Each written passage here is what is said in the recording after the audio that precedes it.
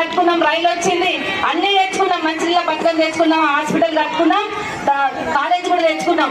తెచ్చుకుంటే 100 సీట్లు మన సార్ కేటాయించుండు. అంటే మెడిసిన్ చదివేటోళ్ళు, ఆడపిల్లలు అబ్బాయిలు మెడిసిన్ చదవడానికి, డాక్టర్ చదవడానికి 100 సీట్లు వాళ్ళు ఇచ్చిండ్రు. మనం ఇచ్చినాం.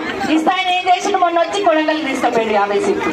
50 సీట్లు మన ఈ 50 సీట్లు ఉంచిండ్రు కొడంగల్లా. అంటే ఆయన నియోజకవర్గంలో రేవంత్ రెడ్డి వచ్చి ఏమన్నా ఇచ్చిపోతాడంటే రేవంత్ రెడ్డి వచ్చి ఆయన తీసుకొని పోయిండు. రేవంత్ రెడ్డి వచ్చి ఇంకా ఇది ఏమైందంటే చెప్పిన నేను, రేవంత్ రెడ్డి గారు ఒకవేళ తెలంగాణ రాష్ట్రం వచ్చింది కాబట్టి నువ్వు ముఖ్యమంత్రి అయినావు, తెలంగాణ రాష్ట్రానికి లేకుండా ఆంధ్రప్రదేశ్ ఉంటుండే నీకు ముఖ్యమంత్రి అయ్యే ఛాన్స్ కూడా ఉండకపోతుండే. అదే విధంగా మెదక్ జిల్లా అయింది కాబట్టి జిల్లాకి వచ్చి నామినేషన్ వేసినావు, లేకపోతే సంగారెడ్డి పోయి వేసేటోనివి. అంటే కేసీఆర్ సార్ ఇచ్చిన తెలంగాణలో నువ్వు ముఖ్యమంత్రి